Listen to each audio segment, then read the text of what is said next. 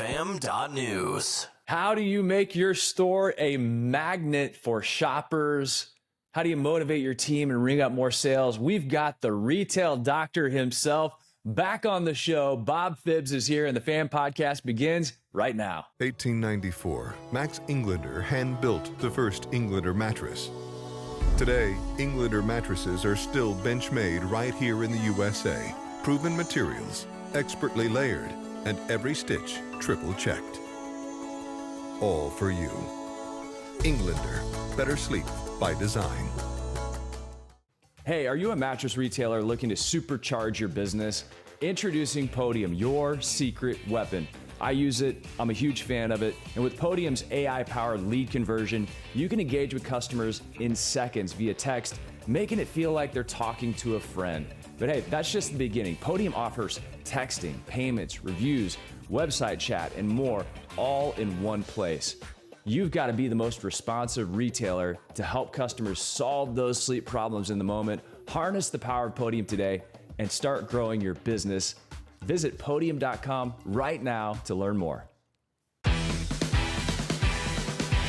Welcome to the Fan Podcast with Mark Kinsley.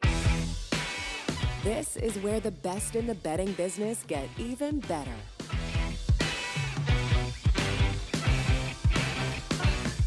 Welcome to the Fan Podcast. You have found your way to the #1 betting business show, and I'm so excited today to have Bob Phibbs, the CEO of the Retail Doctor. He is an internationally recognized business strategist, customer service expert, sales coach, marketing mentor, author of 3 books, motivational business speaker, and friend of the show. Bob, great to have you back. Good to see you. Thanks, Mark. Great to be here. And all you fam people out there, nice to have you listening to us today. You're like the cool uncle of the fam. Can you take on that role? You good with that? I am. I have the cool shades. I've got it all. Yeah, you even have like the Aloha shirt going on, and it's winter, so I respect it. Absolutely. You're the dude. You're the cool uncle. Hey, we were talking, and as we look at the landscape of the mattress business and the retail business, so many people that I've spoken with behind the scenes understand that we're going from being order takers maybe over the past few years to having to be salespeople again. And you have this concept of learning, training, and coaching. And I'm like, yes, let's dig in and let's talk to one of the top minds in the business about learning, coaching, and training. Let's start there. What is the difference? Think of as, I used to call it tell, show, do, review. Think of, so the big buckets are, it starts with learning where you use your ears and your eyes. That's it. So the example I use sometimes is if you think about a baseball team. So the coach is in there and he's like, oh, this is what it's going to be like when the shift happens and you go here, and like you can cognitively like, oh, okay, that's interesting. Okay, I've learned that. Or you're watching a video, you're watching a playback of somebody else's thing. Like the eyes are doing it, but you haven't called on the brain to do anything. This is the point. The brain can let it either go in one ear and out the other, or it doesn't stick at all, or unless it has to say, what'd you say? The brain doesn't have to do anything. It's not going to form a synapse. I think of it as worthless and go to the next level. So the next level is training. Training would be that same coach is out there working with me on the bat. And he's like, all right, dude, so what I want you to do is I want you to hit it out over third base, and I want you to get as close to the line as possible. And, oh, great. And it goes backwards. And he's like, no, you're not holding it right. And he's working. So the brain is having to go like, holy crap, what did I do? What am I doing? It's having to connect a lot of dots. Think of it like opening up a bunch of file folders and saying, is it here? And this goes to here? Yes. And it's in those seconds that you're building synapses, which is where the learning now is going like, oh, right, we talked about that. Yes, because you prepared the mind for what you're talking about. And it's like, oh, right, this is how it goes together, right? And then you're in the game. So now we're in coaching, and he can say, Phibbs, I want you to go out over there. Remember what we talked about? Like, oh, awesome. And he rewards you and says, yeah, that's exactly the play I want. Awesome. Or even if it goes wrong, like, let's do it better. Most people think that coaching and training are the same thing. It happened great with a call I had with a woman the other day, and I said, how do you tell people to greet people? Well, we have to greet people within 15 seconds. I was like, oh, great. Well, that's what I teach. So what happens if Janie doesn't do it? Well, this happened last week, and I went up to the young woman and I said, Janie, do you remember we talked about it in our meeting last week? And I was like, well, that was worthless because Janie never got the concept to begin with, or she would have done it in 15 seconds instead of 4 or 5 minutes.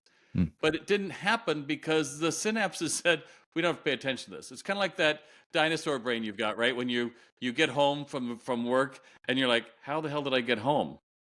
Because the brain took over it. The old dinosaur brain took over, like, we got this. You don't have to do anything. We'll keep the eyes open, but you don't have to process anything. We're good. And that's the problem with so much training right now. We think, oh, we're just going to do video training. Okay, watch a bunch of videos. Unless you're going to challenge the brain, it's not going to stick. And the easy answer I always say, so Mark, I want you to think of a time. Think of last night. What'd you have for dinner? Do you know what you had for dinner last night? You have to tell us. Just foie gras and champagne probably. But No, I actually, I do remember. Finally, yes. I had like this feta stuffed chicken, green beans, and some roasted sweet potatoes. Hey, what'd you have a week ago? No idea. What'd you have a month ago? Probably something similar, but put together differently. The brain says, we don't have to remember this. And so that's the problem when, let's say, we show you the videos or we tell you to read the manual or the book. Because we don't reinforce it, we don't call the brain to say, hey, you need to lift this up and look at it. It just dies because the brain's like, I only have so much bandwidth, dude, and most of it I just want to throw away at the end of the day. So the good news about that is that you can make that all happen and you can make those synapses fire and you can actually get amazing results. Like one of our retailers just sent me an email. She goes, we are 35% over last year. I don't know how that was even possible without you. We've been with you 3 years and our increases match exactly when we did that. But she's also passionate about getting it right? The downside of that is like, holy crap, it really is on the trainers. And it really is that simple. So I don't care. You got a TikTok ad campaign. Oh, we got a new rebate. Oh, we have a new platform under the bed. It has silk pulls. Who cares? Because if you don't spend the time challenging the mind, they're going to lose most of what you trained them in the last couple weeks, couple months. And sometimes retailers will proudly tell me, Mark, oh, we've had the same crew we've had for the last 5 or 7 years. And how much learning happened then? Oh, well, the reps come in and they tell us the new features. Like, yeah, features don't matter, kids, unless you can make it into a way that it makes my life better, right? Unless I'm the hero for buying it, I don't give a damn what your benefits are. So that's the difference between learning, which is eyes and ears, and training, which is getting the body involved, calling the mind up and saying, look at this, and coaching, which is reward or readjusting. But you cannot use them independently, and they really do have to follow in that same order.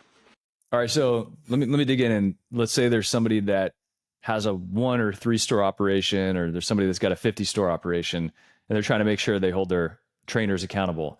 Whenever you're dealing with adult learners, and like you said, maybe people that are just like the toothpicks are keeping the eyelids open, and maybe they're not super motivated to learn these things. You go from learning to training to coaching. How do you actually engage these adult learners in a way that's going to make it stick? Do you need to bring in a professional? Is there a structure to it? What are some of the best practices? You need to bring in me, the retail doctors. That's the only answer that's approachable here. But the key is you've got to be able to, again, give them a chance to get in a private world where you have them do role play. People hate role play. Well, that's because a lot of people do it really stupidly.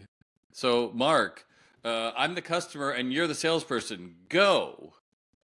Oh, you just set them up for failure because they don't know what success looks like, and you probably didn't train them what you're supposed to do.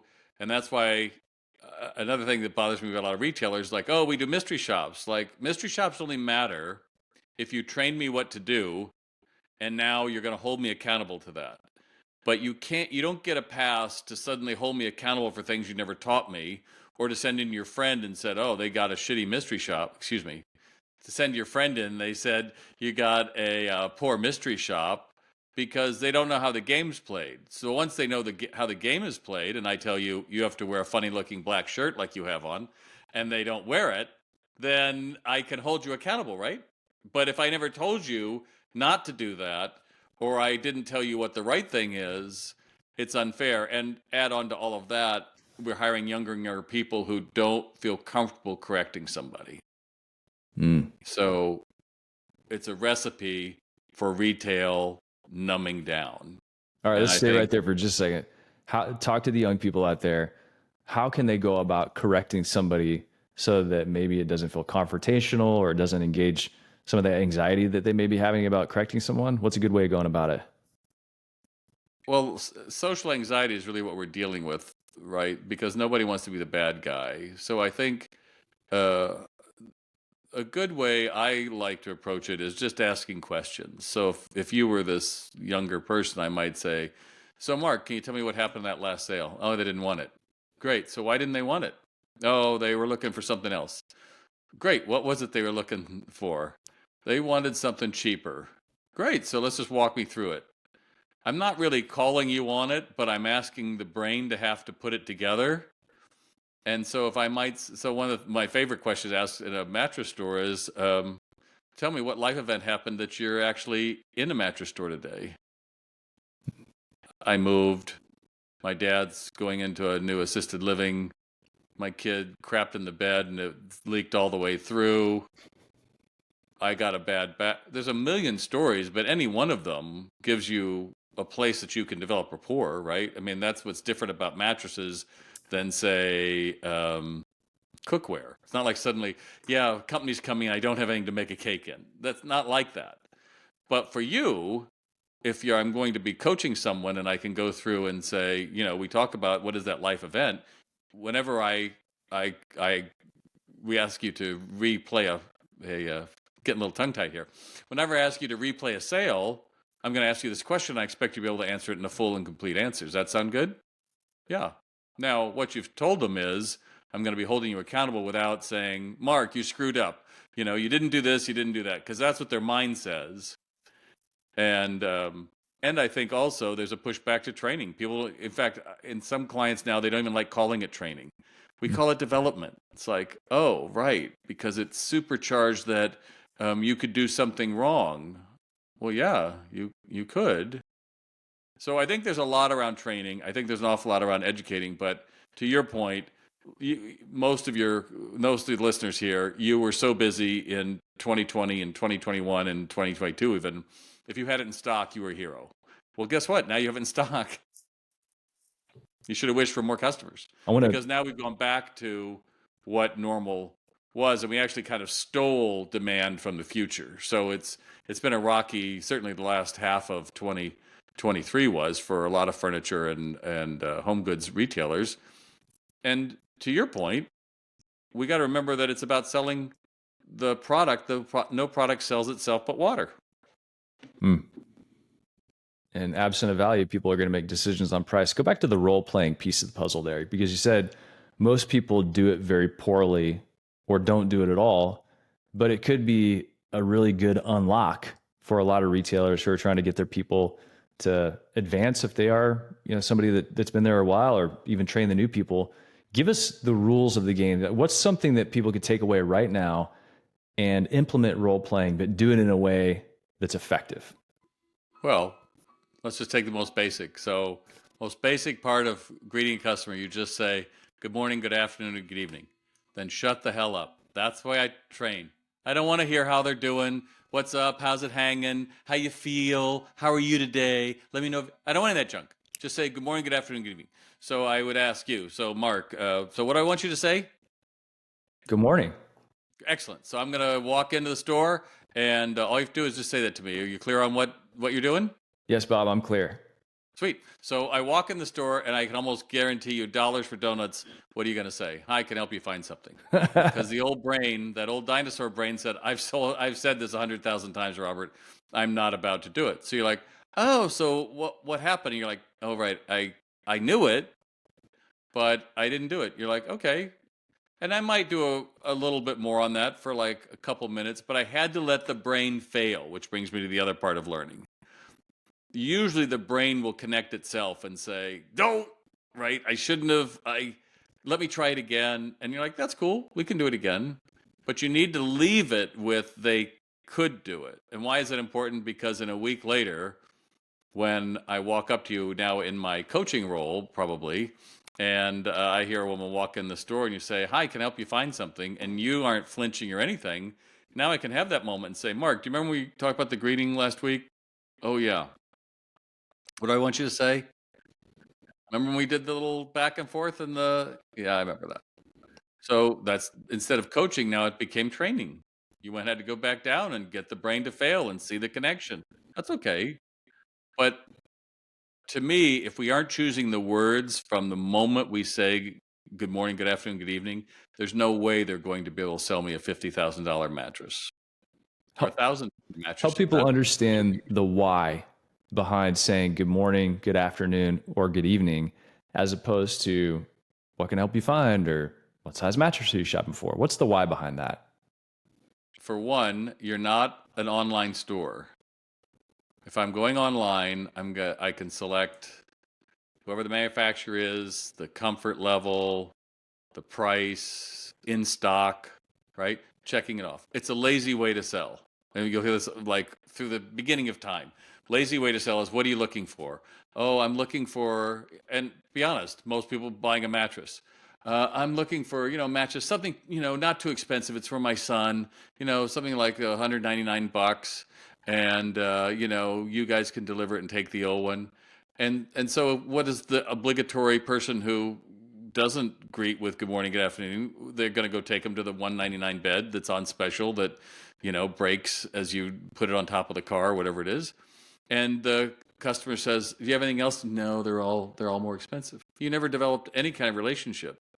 First, I say just good morning, good afternoon. Well, I'll just say good morning. Most people, 9 times out of 10, will say good morning back to you. And then you build rapport. I'm not even going to talk about the beds because I know what kind of beds, I know what store I'm in. I'm going to have to find something in common with you, some way to build rapport without, "Did you see the game last night?" Or, "Oh, don't you hate rainy days like this?" "I love rain." "Oh, crap." Right? You're just going fishing, trying to find something. You've got to earn the right to sell the mattress. And to think that you have the ability to sell it based on checking boxes, I think your smart people never do that. But because we don't hold people accountable, we don't train anymore, we settle for pennies without reaching for the dollars. Because I can tell you, having had a horrible experience in bedding myself recently, a bad bed is one of the worst things ever. It's right up there with buying a bad floor or wall coverings. You have to live with it a long time before you're going to replace it. That's why people are skeptical. So if you can build enough trust that I trust you and you know enough about your product that you're not going to be lying to me, then it should be a match in heaven, and I'll pay whatever you charge, instead of limiting all my choices back to what I say I want because I'm not that educated what my body needs. Does that make sense, Mark? Yeah, absolutely does. I think this reptile brain that you're talking about, it deserves a little more mining, because I think this is a situation a lot of people are in. The ownership, the people listening, like if you're an owner and you're listening right now, you may be in this situation where you have to unlearn things that are keeping you from having the business that you want. I mean, this might be a big question, Bob, but like, how do we get past doing what we've always done? Are there scientific tricks or techniques? Is it like getting an accountability group together to like, shoot you with, bamboo darts? I mean, what do you do? Anything you can is great. To your point, you have to hold yourself accountable, and the why has to be big enough. So if I said to you, Mark, "Hey, Mark,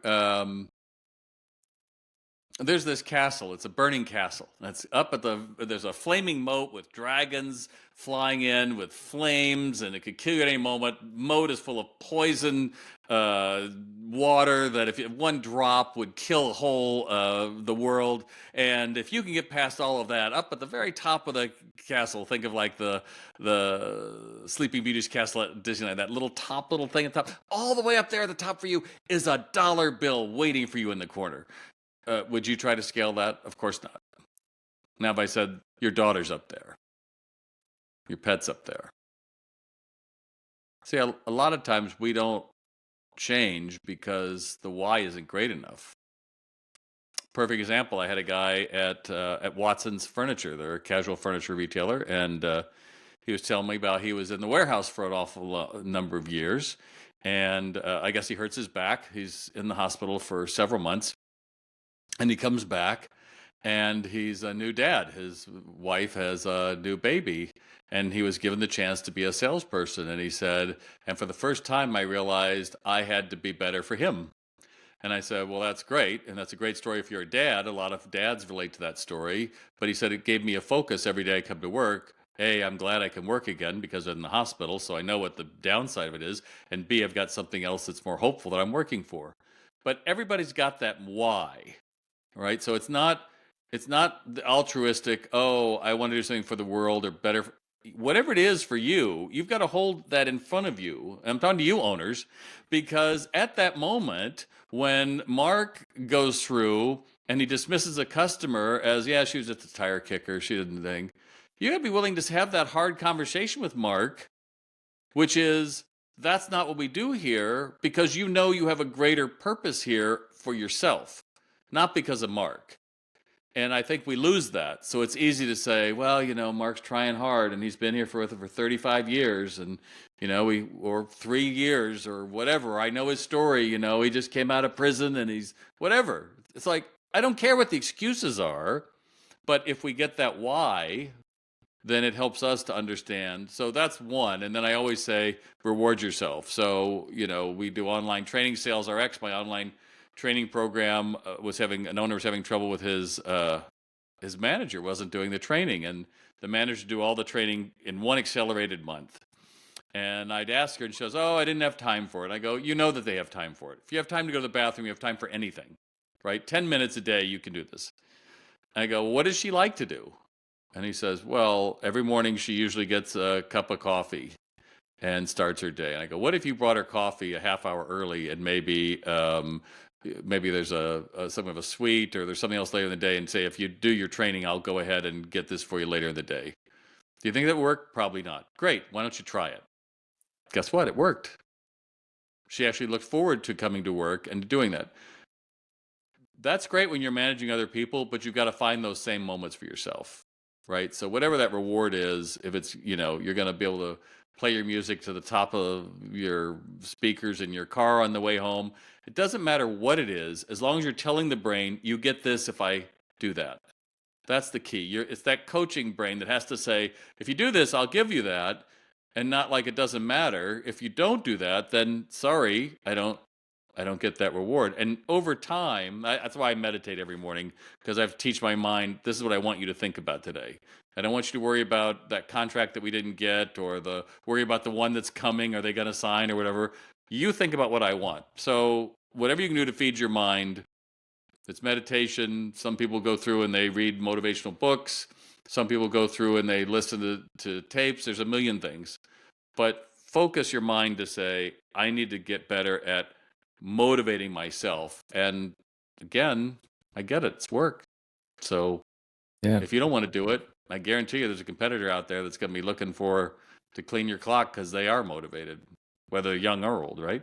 Yeah, beginning of the year, we did an episode talking about getting intentional. I feel like a lot of people I spoke with in 2023, as I rounded out the year, they were using words like whiplash, reactive, change, all these different things. And they felt like they weren't in the driver's seat. And we kind of got into this idea of, how do you focus your mind? And how do you think about yourself in terms of identity versus an outcome? Because if you are that person, if your why is big enough, then your identity, the person who wants to continue to play the game, is going to be very different than, oh, this is the end of the line, I achieved my goal, boom, moving on to the next thing, or getting back to who I want to be. And a lot of that comes from Atomic Habits. I know a lot of people have read that book, but it's really good stuff about like putting yourself on the path to playing the game consistently and being the person you want to be, and the type of person who does those things, versus the one who just wakes up every day and says, that's not for me. Well, it may not be for you, but there are best practices you can tap into to become a better human, to become a better team. Find something else then. Yeah. I mean, I think there's this, we suffer from this language of negativity right now, how it sucks to be us. And it is so distasteful. And I liken it to somebody who's going, I don't know if it's too graphic for your listeners, but it's like somebody who's going and peeing in his hat. It's like, oh, I feel rotten, I'm just going to pee on my hat. And then he puts it on his head. It's like, oh, I'm warm with all that crap. You're like, dude, everybody can smell you. We don't want to be by you at all. But until someone says, dude, you're peeing your hat, why are you doing that? We just become this nation of just doing this and then expecting everybody to accept it. It's like, no, the world doesn't suck.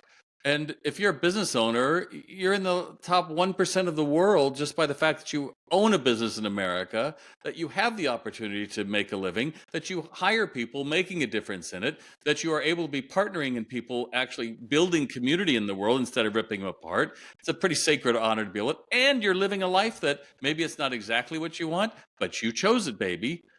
So let's get out of all of that stuff and be aware of what you're putting into your mind about how it sucks to be you, because it's coming out here. And then you get in your little chat groups on Facebook or your little news groups and like, it sucks to be us, those damn manufacturers, stupid reps.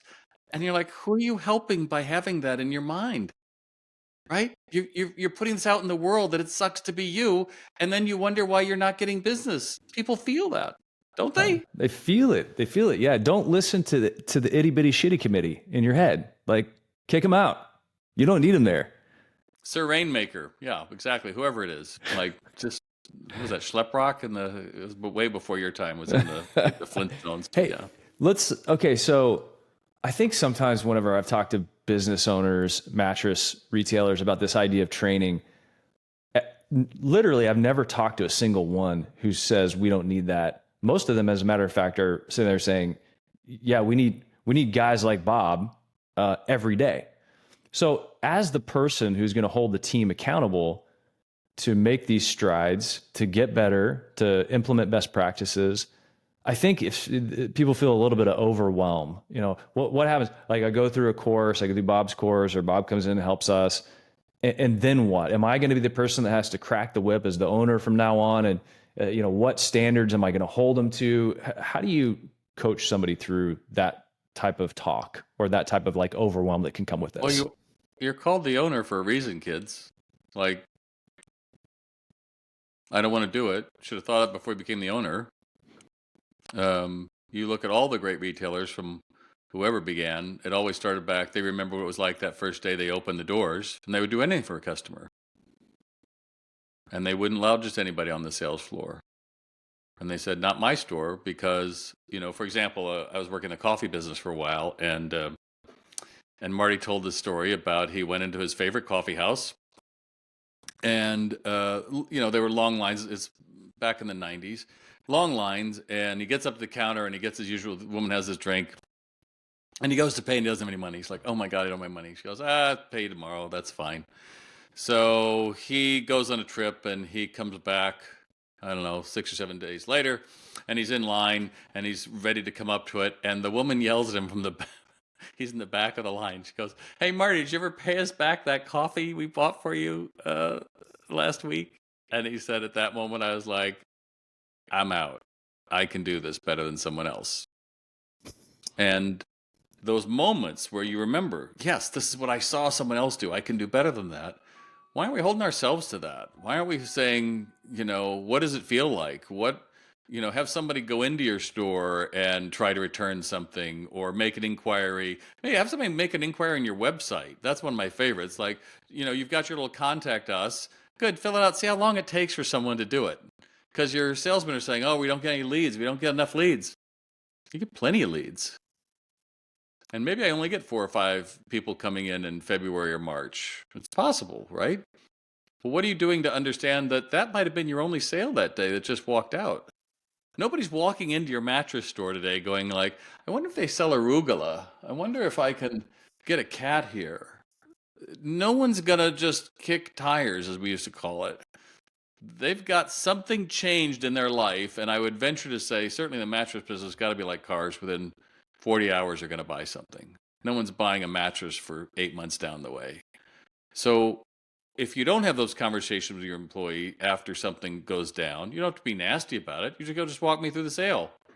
And then you walk me through it and I go, oh, you know, what might have been a way to do it might have been to mention that. Oh, I hadn't thought about it. Great. Next time you'll think about it. That's a coach. But I didn't train you. Be very clear here. That was just a kind of like a coaching kind of a thing, right? It wasn't trying to get the body and look at this. I already told you that. So understanding that we're about as successful to make our minds up to be. And those of you who are listening and may not have the greatest start to 2024, great. You get the chance to change all that with the next person walking in the door, or putting an inquiry on your website, or calling on the phone, or giving you a text, or any number of those things. But make no mistake, it is all on you. I really love riding my bike with people when we approach a really difficult hill, because the bitching begins. Oh God, this is hurt. My legs are killing me, blah, blah, blah, blah, blah, especially the later in the ride it is. And a lot of times, if the vibe is right, I'll look over and be like, this is awesome. We get to get stronger today. Let's go. That's why I bought an electric bike, but that's a side note. I'm just saying. Hey, I do think there is like a ton of, like we were talking about, like how to make it sustainable and how to create a culture of training. And I remember talking to these guys that they flew Blue Angel planes. And, you know, the wings could be just very close to each other as they're doing these different maneuvers and stunts. And after every single flight, every single one, training or a show, they would have just a very cold debrief. And there's a really good book called The 6 Thinking Hats that maybe you can implement for your team as a concept to get everybody rallied around the idea of a debrief. And in The 6 Thinking Hats, he talks in particular about the white hat and the red hat. And so if you could tell your team, hey, the white hat is just pure information. Like all we're doing is like stating the facts as if we're a computer. Now let's do a white hat analysis, the information about that sales interaction.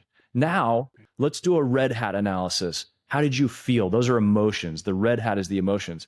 But to separate those two things causes people to say, okay, I can see this very coldly as if I'm observing it, versus seeing how I felt about it. And maybe it felt incongruent, and there's a way to merge those two things. So I think there's value in like creating a culture of the debrief as well. I would go even further than that and say, tell me the moment you knew you lost a sale. Or one they made. Tell me the moment you knew you made the sale. Because that's, a salesperson should be able to say either one of those. You're like, yeah, I think I lost. Like one of the things you used to drive me nuts when I'd be way down a couple. And like the guy is just like, you know, you could drop dead tomorrow, pal. I've already left the room. And the wife is listening to you and she's taking notes and everything. And people always say like, oh, you know, how'd you make that sale? It's like real simple. I turn to the guy. It's like, did I do something to make you upset? And invariably go like, no. And I go, because it doesn't seem like we're connecting. And if obviously I've done something. And he's like, no, I'm worried about my car or something. I had to lance the boil and get that out of the sale. But a salesperson is always looking at that. You've got to be aware of what's going on. What happened? This guy's body posture. He's pulled away from you. His arms are back. You didn't deal with it. Why didn't you deal with it? You felt it. And then you have to go back to, because you didn't teach me to notice that. Valid. So I agree with that. The white, the red hat. And just making the brain go back and look at those files. In the moment, there is nothing stronger. And even if, you know, yeah, you called my wife ugly. Oh, crap, I did, you know, and you're like, oh, and it pulls that file up and it's like, oh, don't do that again. Because it failed and it anchored that. And then the more we do that, we just understand this is what we do. You know, I was talking to a new client of ours who's coming on board in a couple of months. And he says, the one word that we're not allowed to say in our store. I go, oh, is that no? And he goes, no, that's a good one too. But ours is policy. He goes, people that use the word policy, it's like you just threw gas on a fire, because no one uses policy in a good way. So, Mark, it's our policy that everybody doesn't work that way. Our policy is no refunds after 48 hours, sir. Oh, good. I'm going to deny the card and I'm going to flame you online. Right? It's all of that. But those little moments aren't really training though, because you heard it. It's learning. You heard it. It's interesting, but you have to practice it, right? You didn't have to have somebody say, you know, be an ass to me. I'll tell you, when I've had the biggest advancements, I talk a lot about cycling. So I'm a mountain biker as well. And I remember I got a new mountain bike and bought it from a pro. And this pro, I said, hey, I'll buy this bike from you because he was sponsored. He was going to sell it to me for cash. Great. Bought the bike. I said, but I want one of your courses as well, because he taught all these courses on how to jump and how to ride a mountain bike better.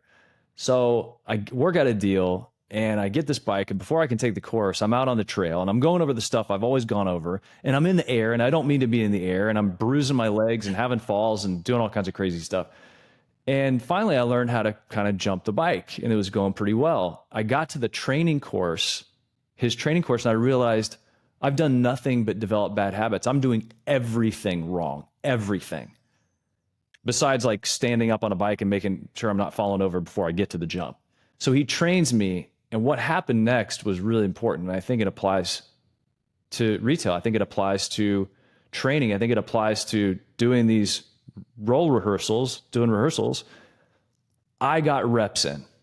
I got reps in over and over and over and over again. And then he started filming me and running it in slow motion so you could see what you were doing as you were approaching the jump. Well, then I would review it back. If you're going to be a good presenter, a good speaker, one of the best tips is, prepare obviously, but film yourself. So I can even see a world in which you film these interactions so people can watch them back to get real reality. But then beyond that, to develop that muscle memory, you got to get your reps in doing it the right way, I think. Yeah, I'm a budding photographer, and I got the most expensive Canon lens you could get for it's auto everything. I wanted to shoot birds, and this client of mine, he's like, there's only like 3 of these that got to the States, and we're one of them, and you're not even a professional photographer. I go, so what? And but then I started to take a little bit of it, but I go, stop slamming people that use autofocus. It's okay. And he goes, all right, but you still have to put in the 16,000 hours it's going to be a photographer. I'm like, okay. Like, wow, that's okay. But if you'd said it to me to begin with, probably would never have done it. Too much. And so to your point, you enjoy riding the bike. You enjoy doing all of those things, but understanding that enjoyment's only going to be better if I put in the reps of the training part, not the just riding and who cares what happens. I love your story about coming up with all the bad things to get over with, because that's really the story of retail. The reason people say, can I help you find something, is because they've heard it all their life. No one told them to say anything different. And when I go into some stores, they're like, how did we ever manage without you? And it's like, because now I made you consciously aware, right? It's that moment where you were happy not knowing anything. And then you've got some learning, and now you know what you don't know. And you're like, holy crap, I feel like crap. And then you become consciously aware. You're like, oh, I have to think about every step I make. Okay, but I can do that. And then you become unconsciously capable. We call that mastery. Well, a lot of people get stuck. They don't want to do that top part of being consciously incompetent. They don't want to know what they did. And they just want to say, but I'm doing fine myself. Okay. But would you be interested if I could help you find a way to make more money with less effort? Yeah. Would you be interested in how to sell more in a down economy? Yeah, I would. It's not simple. Oh. Whereas if I'm selling a mattress, I can give you a better night's sleep. If we could give you a better night's sleep and you didn't have to worry about the dogs and you had less stress in your life, would that be worth it to you? Yeah. Could you put a price on that? I don't know, $3,000? Great, because you came in asking for a $199 bed, and I don't care where you go, that's only going to add stress. So now let's go take a look at the best choice for you. As long as your mind is in, I'm playing a game. I guess that's where I come back to again. It's all just a game. And if you just approach it with that, I say this, what happened then? What happened then? Oh, I could pull this out. Then you enjoy it instead of, to your point, I've been doing this for a long time, and the owners, we get tired of the game. Yeah, and that's a big question that people have to answer. Does your why evolve if you're sick of playing the game? Is your why still there? Or has your why changed and you need to redefine it? Hire hungry people and reward the heck out of them, because they'll do the job.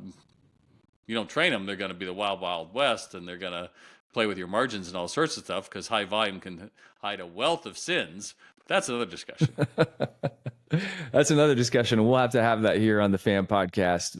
Bob Phibbs, thank you so much. If you want to check out what Bob does to a greater degree, go to retaildoc.com, and we'll put all this in the show notes. And Bob, thank you so much. Any parting thoughts? Anything I left out? Anything you want to leave our audience with? Just remember, we're about as happy as we make our minds up to be. Too few people use their choice muscle. You have a choice today. It sucks to be you. It's great to be you. Who do you want to be?